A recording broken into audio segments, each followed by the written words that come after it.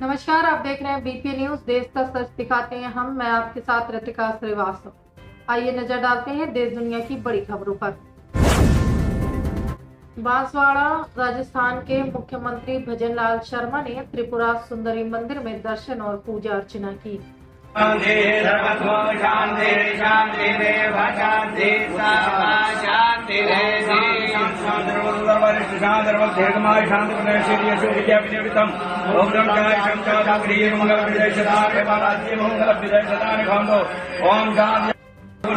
वासुदेवाभ्यो नमः वाणीनगरवाभ्यां नमः गजवलन्द्राभ्यां नमः उमामहेश्वराभ्यां नमः लक्ष्मीनारायणाभ्यां नमः सात्विकत्रिजगणभ्यो नमः सर्वेभ्यो देवेभ्यो नमः सर्वेभ्यो ब्राह्मणेभ्यो नमः कर्मसागमगति सप्तऋषि सूर्यनारायण नमः एतद् भगवतीराजराजेश्वरी त्रिगुणात्मिका ललितां कामाक्षी महर्षि महाविद्या त्रिपुरसुन्दरी नमो नमः दीर्घमाय रसदोहन्दो नन्दो आत्मदेहमायो राजक्षो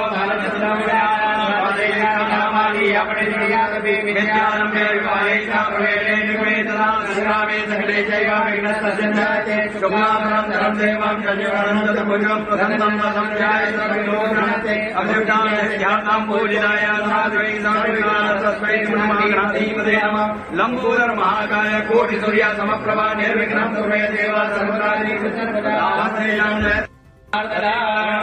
तदेव तारावलं चन्द्रवलं तदेव विद्यावलं देववलं तदेव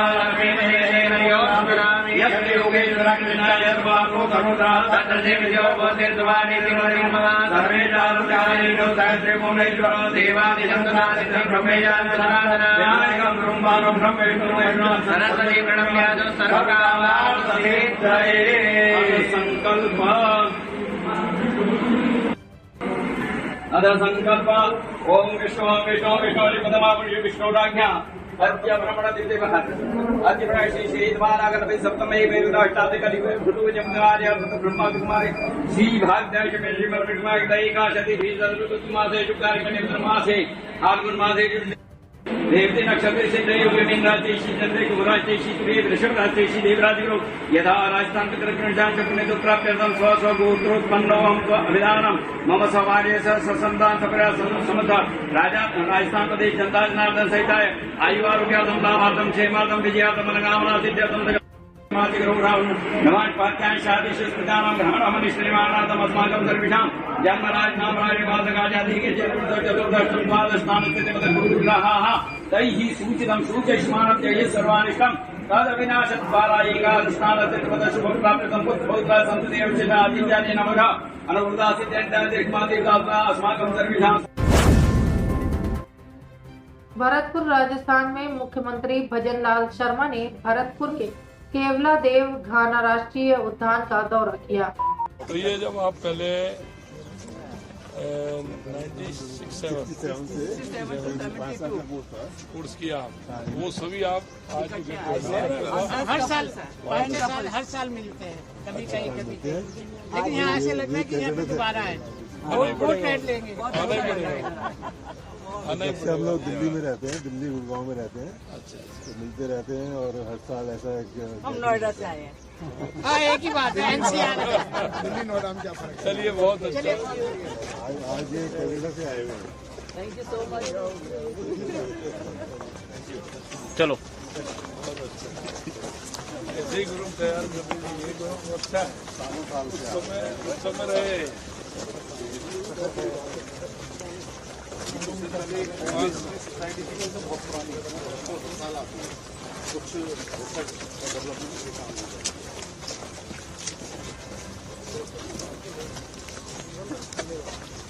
आगे कोई ना पीछे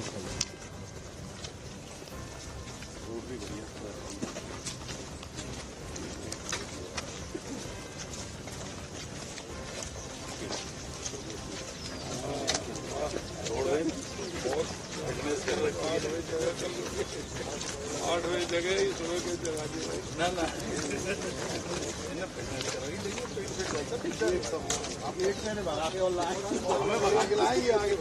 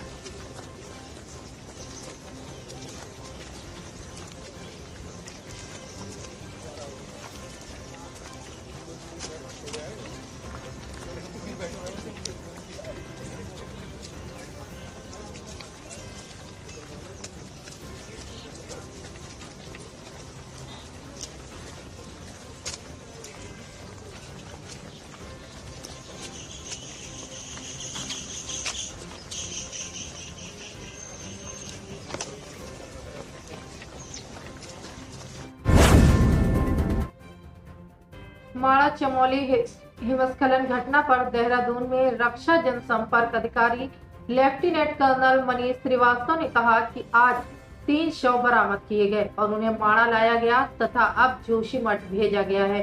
हमें उम्मीद है कि हम शेष एक को भी जल्दी बचा लेंगे।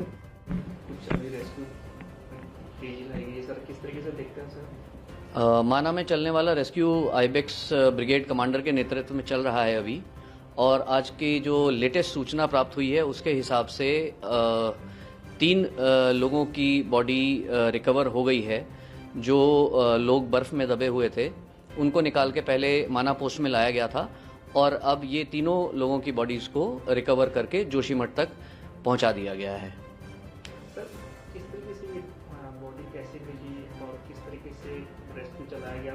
काफी जी, इंडियन आर्मी के द्वारा एक यूएवी मिशन प्लान किया गया था। तो यूएवी मिशन ने कुछ लोकेशन आइडेंटिफाई करी थी और उसके साथ आइबेक्स ब्रिगेड के जो टीम लीडर हैं उन्होंने जो सर्वाइवर थे उनमें से एक व्यक्ति को उस लोकेशन पे ले गए थे। तो उसने कुछ ईयर मार्क करके लोकेशन दी थी, तो उसकी वजह से थोड़ा सा ईयर मार्किंग करने में सुविधा हुई है, तो जल्दी से इन 3 लोगों को निकाला जा सका। हमें उम्मीद है जो एक बंदा अभी मिसिंग रह गया है उसको भी हम लोग जल्दी से ही सेना रिकवर कर लेगी।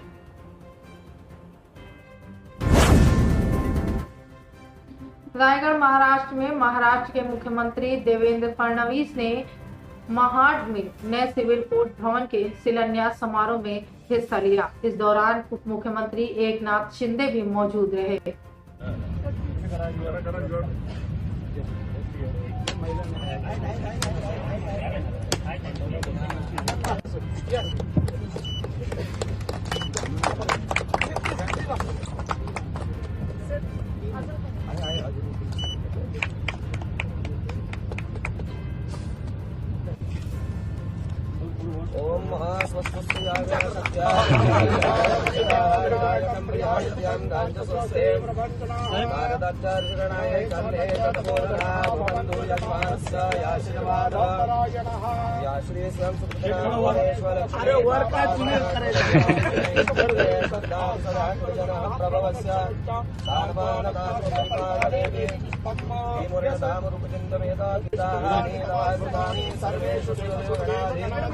ओम समस्त जगदात्मनापि दोषेण न्यायसा हरिहरादिविरभ्य सर्वाश्रयाग्रदंश भूताव्याग्राहि परमा प्रकृतेषु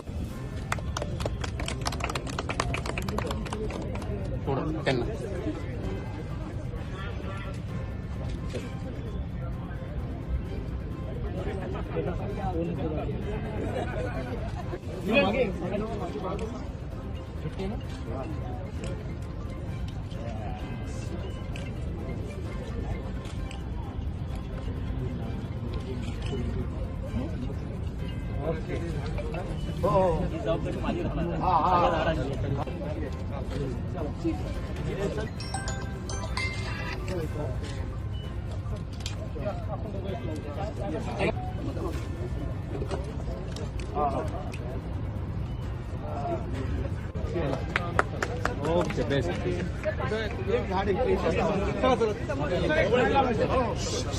चला बाजूला रेडी रेडी मोबाईल इकडे सर एक जरा समोर कॅमेरा पटकन कव्हर करा चलो शांती शांती सुशांती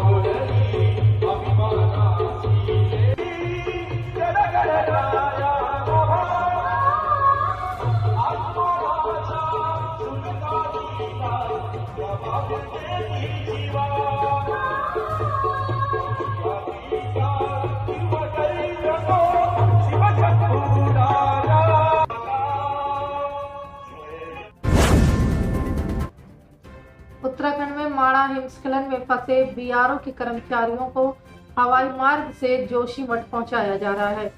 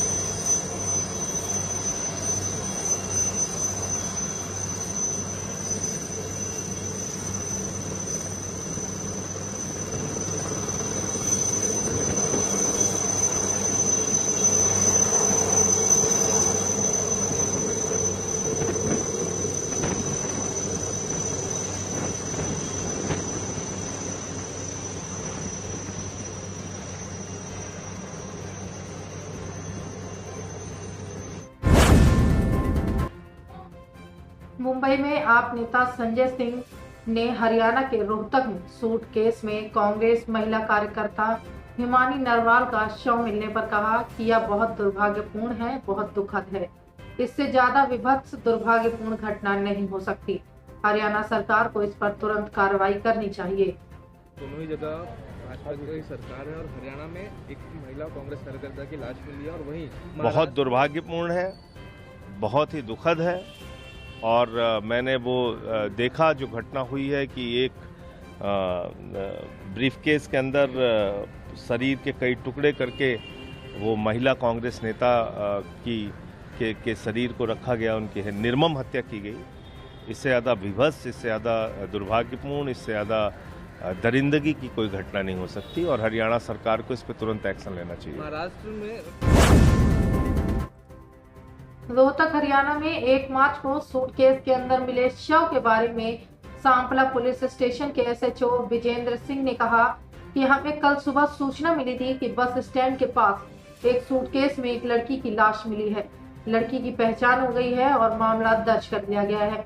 हमारी 4 टीमें इस पर काम कर रही हैं। हम जल्द ही इस मामले का खुलासा करेंगे। आज पोस्टमार्टम किया जाएगा। हम मामले की जांच कर रहे हैं।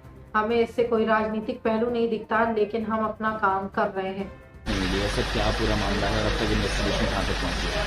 कल सुबह सूचना मिली थी कि एक लड़की की डेड बॉडी सूटकेस में है और वो बस स्टैंड के पास में पड़ी थी। लड़की की पहचान हो गई है, मुकदमा दर्ज कर लिया है।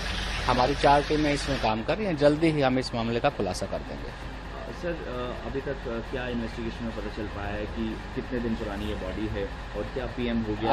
अभी आज पोस्टमार्टम होगा। अभी इन बातों के बारे में नहीं पता, अभी ज़्यादा जल्दबाजी है। इन्वेस्टिगेशन हम कर रहे हैं। लड़की की पहचान हुई है अभी जस्ट। तो सर आज पीएम हो जाएगा।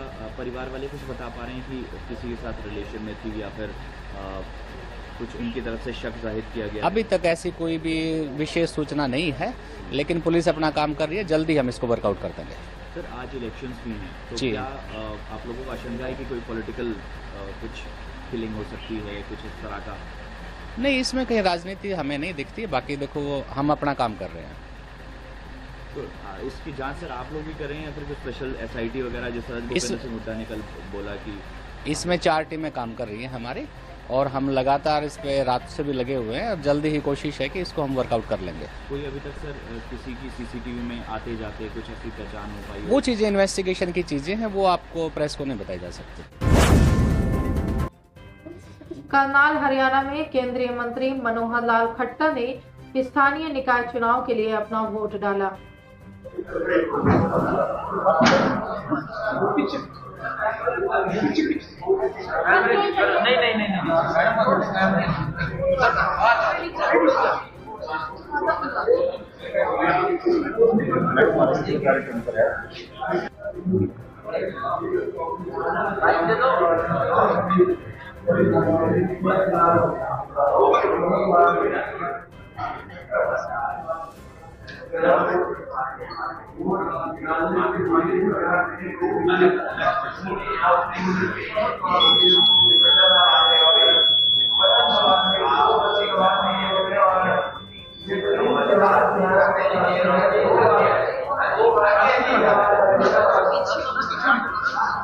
हो वैसे यहाँ की फोटो नहीं, थोड़ा पीछे, थोड़ा पीछे मन नहीं करो, थोड़ा पीछे ना ना ना ऐसे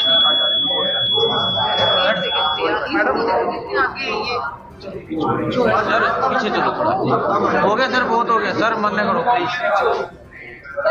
सर। फिंगर सर, हो गया हो गया सर। सर एक सेकंड, ये क्या पीछे थोड़ा। हरिद्वार उत्तराखंड में माणा चमोली हिमस्खलन की घटना पर केंद्रीय मंत्री धर्मेंद्र प्रधान ने कहा कि मैं बहुत संतोष के साथ कह सकता हूं कि अधिकांश लोगों को बचा लिया गया है और बाकी की तलाश जारी है। उत्तराखंड एक आपदा प्रवण राज्य है। यहाँ भूस्खलन एक चुनौती है, लेकिन यहाँ की सरकार ने इन घटनाओं से निपटने के लिए अच्छे इंतजाम किए हैं। सर माणा गांव में जिस तरह से हिमस्खलन हुआ है, वहाँ कुछ लोग हताहत भी हुए हैं, किस तरह से क्या माणा गांव? देखिए, मैं बड़े संतोष के साथ कह सकता हूं कि मैं कल अखबार में यहाँ जब आने के बाद अखबार और टीवी के माध्यम से देखा, यहाँ की स्थानीय सरकार की मुख्यमंत्री आदरणीय पुष्कर धामी जी की बयान में देख रहा था। एक बहुत बड़ा आपत्ति को उन्होंने सामना किया। लगभग लोगों को रेस्क्यू कर लिया गया, कुछ लोगों की अभी भी खोज जारी है। मैं आने वाले दिनों में इस प्रकार की और सजग रहने के कारण इस प्रकार की दुर्घटना ना हो, लेकिन नैसर्गिक आपत्ति है। उत्तराखंड जैसे प्रांतों को इस प्रकार की नैसर्गिक आपत्ति से जूझना पड़ता है। यहाँ का व्यवस्था चौकन्ना है संभालने के लिए। सर 4 लोगों की मौत भी हो गई। देखिए, अनहोनी को कोई टाल नहीं सकता है, नहीं होनी चाहिए, लेकिन दुर्घटना इस प्रदेश, जैसे मैंने कहा, उत्तराखंड प्रदेश आपदाग्रस्त प्रदेश है। यहाँ की जो लैंडस्लाइड एक चुनौती है, लेकिन यहाँ का सरकार उसके लिए सुव्यवस्था किया है। जम्मू में कांग्रेस नेता गुलाम अहमद मीर ने कहा कि विधानसभा सत्र से पहले विधायक दल की बैठक आयोजित करने की परंपरा है। लोगों के जो मुद्दे सरकार के सामने आए होंगे और जो घोषणा पत्र में बातें थीं, वह कहीं न कहीं बजट में दिखेंगी, जिन्हें सरकार आने वाले सालों में पूरा करने की कोशिश करेगी। तो सर क्या इश्यूज रहेंगे बजट सेशन में? देखो, पहले तो परंपरा है कि जब भी हाउस लगता है या लगता था पहले, तो हाउस लगने से पहले चाहे वो रूलिंग साइड हो या अपोजिशन हो, अपने लेजिस्लेटर्स की मीटिंग लेते हैं और अपनी तैयारी करते हैं कैसे हमने उस सेशन में बिहेव करना है, क्या हमारे मुद्दे होंगे, क्या हमको हाईलाइट करना है, तो उसका चर्चा तो होता ही है। तो उसी सिलसिले में आज हमारे अपने पार्टी के लीडर से बात हुई और इसके बाद ज्वाइंट लेजिस्लेचर पार्टी है जो नेशनल कॉन्फ्रेंस, कांग्रेस और अदर अलाइज की है, वो भी 3 बजे है। तो वहां एजेंडा जो भी होगा सरकार को आगे चलाना है। हम ये मानते हैं कि अभी 4-4.5 महीने हो गए सरकार बने हुए। बहुत लोग एक्सपेक्ट कर रहे हैं कि सरकार ने ये नहीं किया, वो नहीं किया जो वादे थे, मगर ये नहीं जानते हैं कि जिस टाइम पर सरकार बनी, जिस टाइम पर ओथ लिया गया, उसके पहले इस साल का बजट हुआ था, जो लेफ्टिनेंट गवर्नर के टाइम पर पूरे साल भर का बजट बना रखा था। उसमें कोई स्कोप नहीं थी कि ड्यूरिंग द ईयर सरकार बनेगी, सरकार की डिस्क्रिशन क्या होगी। तो इसलिए मैं समझता हूं कि वो भी एक हर्डल इन 4 महीनों में रही। अब चूंकि ये बजट सेशन जो लगेगा ये 2025 और 26 के लिए बजट पेश करेगा, तो उसमें डेफिनेटली जो पॉपुलर सरकार के जो उनके सामने लोगों के इश्यूज आए होंगे या जो उन्हें इलेक्शन मैनिफेस्टोज दिए होंगे, कहीं न कहीं वो इश्यूज और वो मैनिफेस्टो के आइटम आने वाले बजट में रिफ्लेक्ट होंगे, जो आने वाले साल में ये सरकार उसको पूरा करने की कोशिश करेगी। स्टेटहुड की बात आप कर रहे हैं, क्या स्टेटहुड का कोई रेजोल्यूशन असेंबली में पास किया जाएगा? असेंबली से तो पास हो ही चुका है, पिछले सेशन में हुआ। अब रोज रोज अलग अलग आदमी थोड़ी लाएगा, वो तो एक व्यू है। हम ये मानते हैं कि प्राइम मिनिस्टर ऑफ इंडिया की ये कमिटमेंट थी, हम उसके विटनेस हैं। आज से 3 साल पहले जब उन्होंने ऑल पार्टी मीटिंग बुलाई थी, तब उन्होंने कहा था पहले रिऑर्गेनाइजेशन किया, अब डिलिमिटेशन होगा, डिलिमिटेशन के बाद में इलेक्शन होगा और इलेक्शन के तत्काल बाद स्टेट रेस्टोर करने की प्रक्रिया हम शुरू करेंगे। इसीलिए जब रिऑर्गेनाइजेशन हुआ, डिलिमिटेशन हुआ, इलेक्शन हुआ, एक पॉपुलर मैंडेट के साथ एक पॉपुलर जमात सरकार भी बना चुकी है, तो अब 4 महीने से ज्यादा टाइम हो गया। तो जो उनको अपनी कमिटमेंट पूरी करनी चाहिए, उसमें वो डिले, वो फुलफिल नहीं कर रहे हैं। हम तो लगातार ये कह रहे हैं कि जम्मू कश्मीर के लोगों ने 2024 के जनरल असेंबली चुनाव में सबसे बड़ा मुद्दा जो रहा वो रेस्टोरेशन ऑफ स्टेट का रहा। वो हमने हमारे तरीके से कहा, नेशनल कॉन्फ्रेंस ने अपने तरीके से कहा, दूसरी तीसरी पार्टियों ने अपने तरीके से कहा। लोगों को कौन से रास्ते से लगा कि हमें इसमें मदद होगा, वो उनने मैंडेट दिया। अब अगर डिले है, अगर लैतुल लैल है, वो सेंट्रल गवर्नमेंट की तरफ से है, प्राइम मिनिस्टर की तरफ से है। दिल्ली में दिल्ली सरकार में मंत्री कपिल मिश्रा ने कहा कि कल सत्र में सीएजी की रिपोर्ट पर चर्चा होगी। ये महिलाओं को 2500 रुपए मोदी की गारंटी है, 100% पूरी होती है। सेशन में चर्चा होनी है और सीएजी की रिपोर्ट आई है हेल्थ की, बहुत ही चिंताजनक रिपोर्ट है। दिल्ली का स्वास्थ्य के साथ जिस प्रकार से छल हुआ है, धोखा हुआ है पिछले 10 सालों में, और उसके बारे में गंभीर रिपोर्ट है, चिंताजनक रिपोर्ट है जो किया गया है पिछले 10 सालों में। अस्पतालों की, क्लिनिकों की जो हालत है, सदन उस पर चर्चा। 2500 रुपए को लेकर सवाल उठा रहे हैं, महिला सम्मान राशि कब मिलेगी? कपिल जी लगातार 2500 रुपए को लेकर सवाल उठा रहे हैं। मोदी की गारंटी है, 100% पूरी होती है।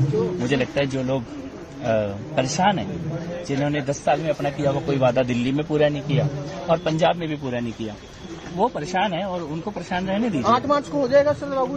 मैं कह रहा हूँ जो परेशान है उन्हें परेशान रहने दीजिए। मोदी की गारंटी है, अक्षर से पूरी होती है। दिल्ली में भाजपा सांसद योगेंद्र चंदौलिया ने कहा कि भाजपा एक कैडर वाली पार्टी है और हमने दिल्ली की 70 विधानसभा सीटों पर जहां भाजपा लड़ी है वहां पर कार्यकर्ताओं का सम्मान करने का निर्णय लिया था। उसी के तहत सुल्तानपुर माजरा विधानसभा में पदाधिकारियों के सम्मान का कार्यक्रम रखा गया था। हमने इस कार्यक्रम में अपने कार्यकर्ताओं का हौसला बढ़ाया है। बेशक हम यह विधानसभा हार गए हैं, लेकिन अगली बार नगर निगम चुनाव में भाजपा तीनों नगर निगम की सीटें जीतेगी। जो कार्यकर्ताओं ने सिंगल है ये सिंगल है इसके बारे में लोगों को आपने समझ क्या कहना पीछे कर लो। देखिए, भारतीय जनता पार्टी एक कैडर वाली पार्टी है और हम दिल्ली की 70 की 70 विधानसभा सीटों पर जहां भारतीय जनता पार्टी लड़ी है वहां कार्यकर्ताओं का सम्मान करने का हमने तय किया था। उसी के तहत सुल्तानपुरी माजरा विधानसभा में हमारे प्रत्याशी भारतीय जनता पार्टी के वरिष्ठ नेता करम सिंह कर्मा थे। उन्होंने बूथ अध्यक्ष का, पालक का, त्रिदेव का, हमारे शक्ति केंद्र प्रमुख का, मंडल के पदाधिकारी का, जिले के पदाधिकारियों का यहाँ पर सम्मान का कार्यक्रम रखा। मैं उस कार्यक्रम में आया था और उस कार्यक्रम में हमने अपने कार्यकर्ताओं को हौसला दिया है। बेशक हम इस विधानसभा को हारे हैं, लेकिन अगली बार नगर निगम के चुनाव के अंदर तीनों नगर निगम की सीटें करम सिंह कर्मा के नेतृत्व में भारतीय जनता पार्टी जीतेगी। थाने में प्रदर्शनकारियों से मिलने के बाद शिवसेना सांसद नरेश महस्के ने कहा कि ब्लेड कंपनी के कर्मचारी आज उप मुख्यमंत्री एकनाथ शिंदे के घर के बाहर आए। हमने उनसे बात की। हमने कल दोपहर 3 बजे उप मुख्यमंत्री एकनाथ शिंदे के साथ बैठक तय की है। हम कर्मचारियों के लिए न्याय सुनिश्चित करेंगे। देखो, विद्युत मेटेलिक्स करके जो सुपरमैक्स ऐसी कुछ तो कंपनी थी, उन्होंने विद्युत मेटेलिक्स को वो कंपनी बेच डाली और वहाँ तब उबाटा के एक लीडर है, उनकी यूनियन थी, यूनियन और व्यवस्थापन उनमें कुछ आपस में साटालोटो करके वो कंपनी बेच डाली और कामगारों को रास्ते पे लाया है। माननीय एकनाथ शिंदे साहब वो कामगारों को न्याय देने की कोशिश कर रहे हैं। कल उन्होंने दोपहर को 3 बजे मंत्रालय में एक बैठक लगाई है कि ये कंपनी का जब ऑक्शन होंगे तब पहले जो देय रकम है कामगार लोगों की वो देना चाहिए। इसी विषय पे वो मीटिंग लगाई है। जल्दी उसका निर्णय होगा। गणपति रहने दो, दिवाली रहने दो। शिंदे साहब ने इन लोगों को, कामगार लोगों को हेल्प किया है, मदद की है। अभी वो उनका भरोसा शिंदे साहब के ऊपर है, इसीलिए वो यहाँ आए हैं। लेकिन ये पूरा इनका जो मराठी में कहते हैं वाटोड़ा यूबीटी के लीडर और कंपनी के व्यवस्थापन उन्होंने लगाए, उसमें मार्ग निकालने के लिए शिंदे साहब कोशिश कर रहे हैं। हिमाचल प्रदेश के उप मुख्यमंत्री मुकेश अग्निहोत्री ने विधानसभा में नेता प्रतिपक्ष जयराम ठाकुर के बयान पर कहा कि उन्हें हमारे कुंभ जाने पर भी आपत्ति है। मुख्यमंत्री मैं विक्रमादित्य सिंह कुंभ जाकर आए हैं, लेकिन ये कहते हैं कि हमारा दिल साफ नहीं है। इसका मतलब क्या है? हिमाचल प्रदेश के लोग मंदिरों में आस्था रखते हैं। हिमाचल के 35-36 मंदिर ऐसे हैं जो सरकार के अधीन है, उनमें से 5-6 की स्थिति अच्छी है। ये तो इनको तो हमारे कुंभ जाने पे भी आपत्ति है।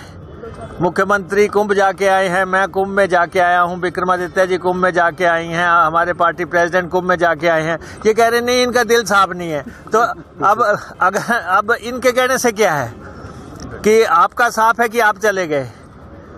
ये जो है ऐसा है कि हिमाचल प्रदेश के लोग मंदिरों में आस्था रखते हैं। हिमाचल के मंदिर जो है उनके 35-36 मंदिर ऐसे हैं जो सरकार के अधीन हैं। उनमें से 4-5 मंदिर ऐसे हैं जिनकी स्थिति अच्छी है। बाकी तो सारे मंदिरों के पास इतना पैसा है भी नहीं कि वो किसी को दे पाएं। लेकिन हमारे चाहे चिंतपूर्णी हैं, चाहे ज्वालामुखी हैं, चाहे नैना देवी हैं, चाहे बाबा बालकनाथ हैं, ऐसे मंदिर हैं इनके पास जो है जमा पूंजी है। और हमारे पास मैं आपको बता सकता हूं कि हमारे पास 400-500 करोड़ रुपए की मंदिरों की जमा पूंजी है। और सरकार चलाने के लिए इस पूंजी से कुछ नहीं होने वाला। सरकार अपने बजट से चलती है। हिमाचल प्रदेश सरकार का 55,000 करोड़ रुपए का बजट है। उसमें मंदिरों में सुधार करने के लिए अलग से बजट है। मंदिरों के निर्माण के लिए सरकार पैसा देती है, जगह जगह मंदिर निर्माण होने हैं, पुजारियों को पैसा देना है, नजराने देने हैं, वो सरकार अपने पास से देती है। तो इसलिए ये जयराम जी काफ़ी अरसा से इसको हवा देने का प्रयास करते रहे, लेकिन उनको इससे कोई फायदा नहीं होगा।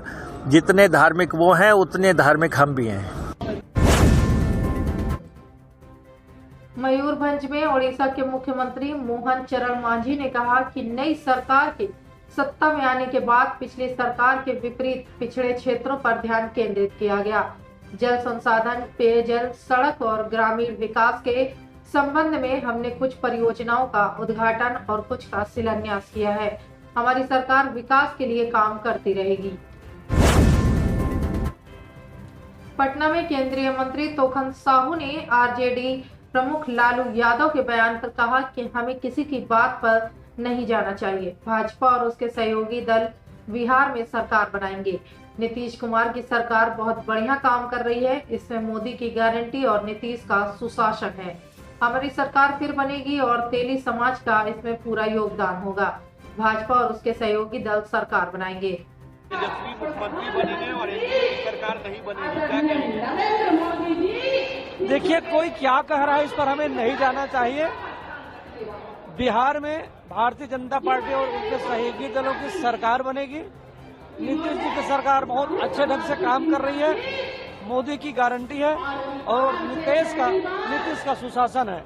तो भारतीय जनता पार्टी की सरकार फिर से बनेगी और तेली समाज का पूरा उसमें योगदान रहेगा। चाहते हैं कि बीजेपी का मुख्यमंत्री बिहार में बने।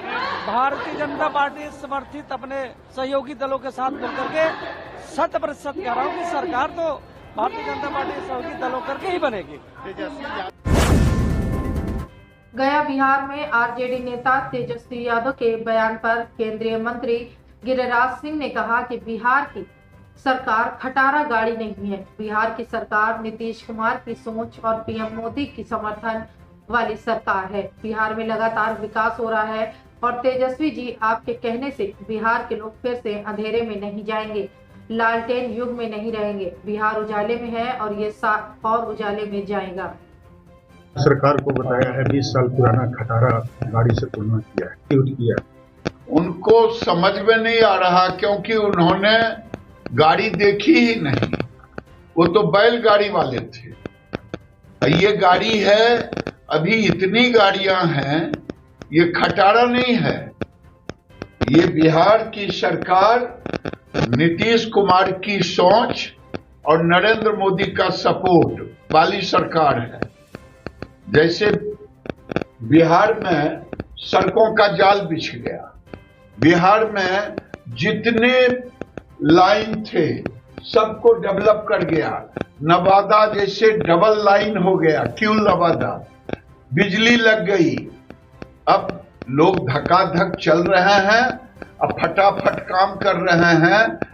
और तेजस्वी जी आपके कहने से बिहार की जनता फिर से अंधेरे में नहीं रहेगा, लालटेन युग में अब फिर से उजाले में है और उजाले में जाए।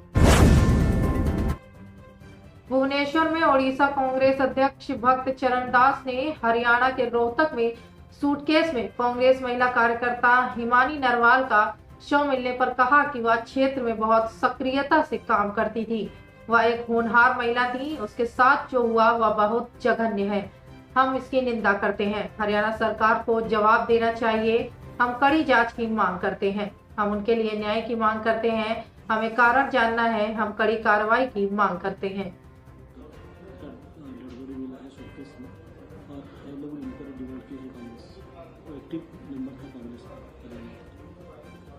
She was very active in the field. वो बहुत एक्टिव काम करती थी और बहुत ज्यादा उम्र नहीं, लगभग 22 साल का उम्र की थी।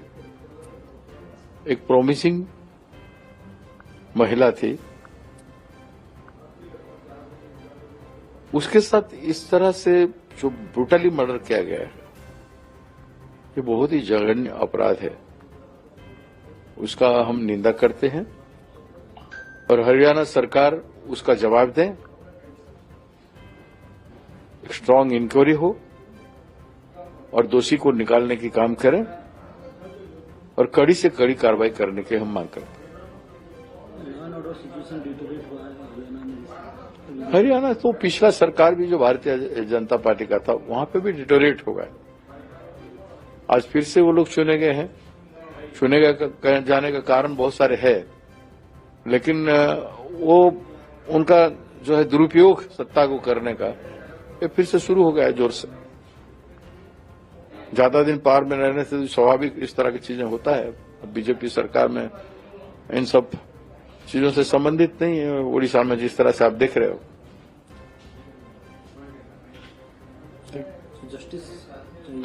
we demand justice for the girl. She's a young and promising girl. We have seen her activities. She is very active in the field. So but we must know the reason. And we demand strong action. Odisha Congress Party. Rohtak Haryana के रोहतक में suitcase में महिला कांग्रेस कर्ता हिमानी नरवाल का शव मिलने पर रोहतक के सांपला में डीएसपी रजनीश कुमार ने कहा कि कल पुलिस को सूचना मिली थी कि जब हम मौके पर पहुंचे तो एक सूटकेस के अंदर एक लाश मिली थी। बाद में पता चला कि वह हिमानी नरवाल की थी और वह विजयनगर की रहने वाली थी। इस मामले में हम अलग अलग पहलुओं पर जांच कर रहे हैं। एसआईटी का गठन किया जा चुका है, सभी कार्य में लगे हुए हैं। आराम से कर लीजिए।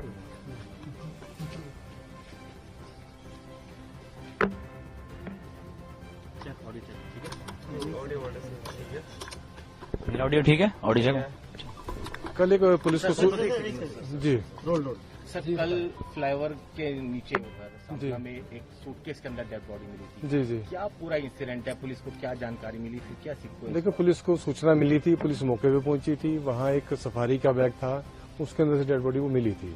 तो बाद में हम लोगों ने जब आइडेंटिफिकेशन वगैरह करी तो हिमानी नरवाल के नाम से वो लड़की का था, विजयनगर की वो रहने वाली थी। तो उनके माँ बाप भी हम लोगों ने मौके पे बुलाए थे, वो आइडेंटिफाई हो गई थी बढ़िया। और उसके बाद हम लोग अलग अलग पहलू पे इस पे हम लोग इन्वेस्टिगेशन कर रहे हैं और जो जल्द से जल्द इसका जो भी पीछे इसका होगा उसका पर्दाफाश हम लोग करेंगे। इसमें एसआईटी का गठन कर दिया गया है। मेरे ही नेतृत्व में एसएचओ सांपला है और चौकी जांच है हमारे इसमें। जी सर, क्या पता चला है कि घर कब तक परिवार के संपर्क में थी और क्या घर के अंदर से किस तरह का? देखिए मैं इन्वेस्टिगेशन अभी आपको मैं रिवील नहीं कर पाऊंगा। देखिए ठीक है, जो भी क्लूज है हमारे पास हैं और लगे हुए हैं। प्राथमिक जांच में क्या सामने आया? प्राथमिक जांच में क्या आ रहा है कि हत्याकांड कहाँ यही रोहतक में हुआ है, कहीं बाहर हुआ है, किस तरीके से? देखिए उसके बारे में मैं संभावना मैं कोई कह नहीं सकता, प्रोजेक्शन आपको नहीं दे सकता, ना ही कोई बता सकता इसके बारे में। रिकवर कर लिया गया है? फोन वगैरह इनके मिल गए हैं, उसके बारे में हम लोग लगे हुए हैं। साइबर की मदद ले रहे हैं और फैसल की मदद ले रहे हैं। हर तरह से हर पहलू हम लोग कर रहे हैं इसमें। वो फैमिली बैकग्राउंड हम लोग देख रहे हैं, फैमिली बैकग्राउंड क्या परिवार ने किसी पे कोई शक जताया हो? नहीं, ऐसा उन्होंने कोई शक नहीं किया, ऐसा कोई जाहिर नहीं किया। तो मदर इनके दिल्ली में रहते हैं, भाई भी वहीं रहता है इनके। ये गुड़िया के लिए यहाँ रहती थी, एलएफडी यहाँ कोर्स से कर रही थी। आप सर, परिवार के संपर्क में कब तक थी? परिवार के संपर्क में मेरे से सुबह जो है सुबह के बाद संपर्क में नहीं रही है। जिस दिन बॉडी मिली है? जिस दिन बॉडी मिली है। पर ये भी बता रहे हैं कि फोन एक्टिव था मर्डर के बाद भी। देखिए मैं आपको इतनी लीड्स में क्लियर नहीं कर पाऊंगा, इन्वेस्टिगेशन का पार्ट है। I am sorry for that. Sir, क्या घर के आसपास सीसीटीवी लगे होंगे? वो हम लोग चेक कर रहे हैं। सारा कुछ हम लोग सारा कुछ हम लोग चेक कर रहे हैं। सारा बैकअप हम लोगों ने ले लिया, एनालाइज हम लोग कर रहे हैं। जल्द से जल्द इसमें पर्दाफाश हम लोग कर रहे हैं।